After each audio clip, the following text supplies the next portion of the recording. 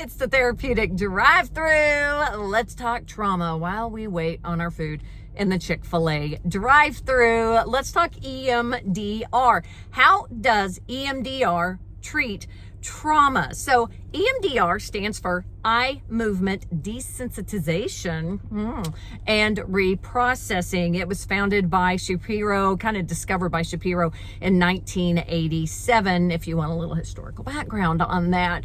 Eye movement desensitization, say that 5 times fast, and reprocessing is used to unstick traumatic memories. A lot of times you'll hear it being used with first responders, and I think that's a big draw for the use of EMDR. If we're talking, firefighters, police officers, emergency rescue personnel, paramedics, stuff like that.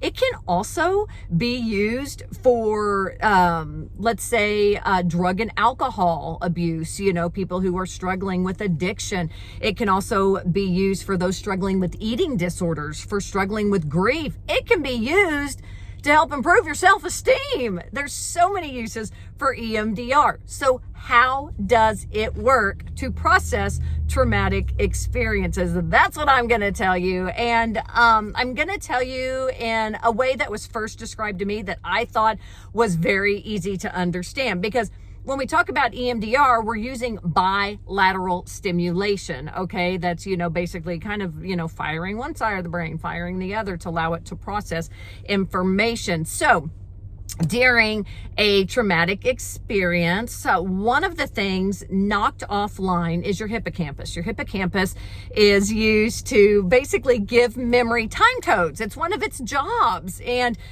in the nighttime, when you're asleep, you'll see people get down in REM sleep, and you can see their eyes going moving, right? That's in REM sleep.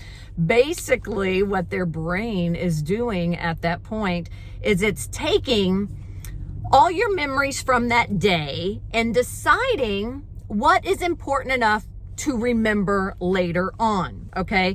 So it pulls it over. It's like, okay, I don't really need to remember that yellow car with the Texas license plate cut me off in traffic, okay? That's not really essential to remember forever.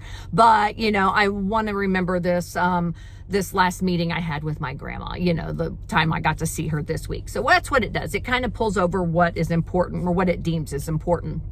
Well, because your hippocampus is knocked offline and there's not a proper time code to a traumatic memory, what happens is in the nighttime hours where your brain should be just processing it, it doesn't know what to do with that memory because there's no time code signaling that memory is over. And that's how we get into getting traumatic memories stuck. It's like your brain doesn't know what to do with it. So 9 months later, a year later, 20 years later, it's still at nighttime sometimes trying to process that memory. It's like, what do I do with this? It's just so confused.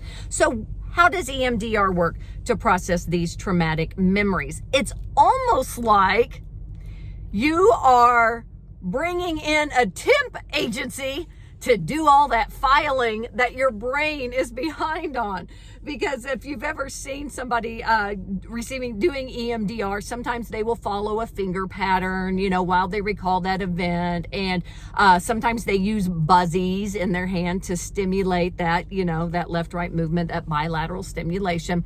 Like for little bitty kids, you can do it for little bitty kids. You can put the buzzies like in their shoes. So, it's getting stimulated there. You could have kids do that, like jumping jacks or do walking or running or whatever.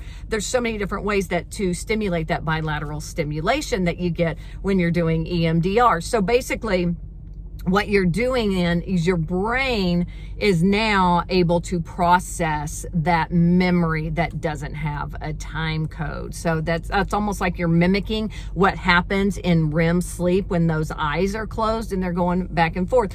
So what happens after you've had EMDR? Well, I wish I could tell you that memory's gone forever. Wouldn't that be nice? There would be a whole line of people signed up to do EMDR. But what EMDR does is the next best thing. It pulls the traumatic response from that memory, okay? It takes it from reliving an event to remembering an event. And I like to say, to know the difference, take out a bottle of tequila and take a whiff of it, okay?